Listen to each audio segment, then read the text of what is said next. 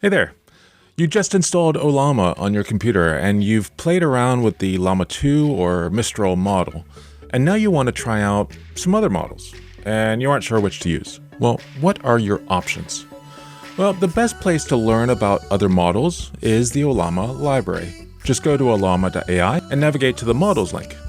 This is a list of all the models available on the official library. You can sort this list by featured, which is ordered by what the team thinks is best for most, by the most popular, which looks at which models have been downloaded the most in the last few weeks, and by most recent, which is how you can discover new models. One of the recent models to be added is Llama Pro. This is a model from Tencent Applied Research Center, and is apparently really good at general language as well as programming and math. The next step is to look at the tags page. This lists the tags available for that model, which is everything after the colon in the name. At the top, you'll usually find the latest tag. Now, despite the name, this actually has nothing to do with what is the latest version. It's more about what is the most popular variation. If you leave off a tag, Ollama will use the latest tag. Under the latest tag name, you can see the size of the model and the start of the SHA-256 digest, and the age of the variation of the model. To the right is the command that you would run if you want that version on your machine. Now take a look at the digest. Notice that for this model, you see FC5C0D744444. Then notice that you see the same digest for the instruct tag and the 8B-instruct-Q4_0 tag. This means all three of those tags are aliases for each other. An instruct model is usually trained to work with a chat interface and will respond to you in an expected way. The alternative on this model is text. Text models tend to be more of a base model that you could train yourself if you knew how to do it. This model just has an 8 billion parameter option. This means that it should fit in about 8 gigs of RAM. It will actually take closer to 4, but your OS needs some space and the context needs some more, so 8 is a good safe number. In most cases, the number of parameters is a good place to start with how much memory is required, but it's not directly correlated. I'll make a video in the future that deals with understanding how memory works with these models.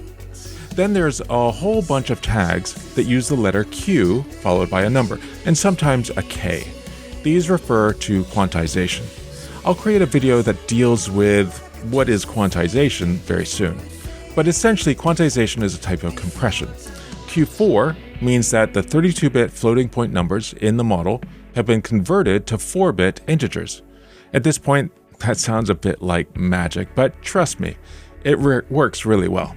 Q4_0 is usually the model you want to start with. Now, let's click on the latest tag. Here we can see information about the model. Probably the most important info here that you might refer to later is the layers of the model. In Ollama, a model is a little different from what most other tools call a model. Usually a model is just the model weights and nothing else. But they're useless without a system prompt and a template. So Ollama puts all of that together. Each component is a layer in the model, much like Docker's layers. On this tag screen, you can see the different layers. First, we see parameters. In this case, we have a list of stop parameters, which tells Ollama to ignore everything after it sees those phrases. And then there's a template.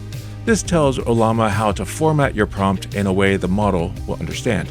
This is determined based on the training process the model developers use. Let's go back to the top level. Now that you know how you can find a model, which model do you choose? Well, that is a harder question to answer. There's a lot of overlap when it comes to what the models do, and there are benchmarks that let you know how a model performs, but those benchmarks, they're useless unless all of your questions are included in the benchmark. So the best way to know which model to try is just to try all the models yourself and see what works well for you. I have a tool that I worked on that helps you determine what is the best model for your questions.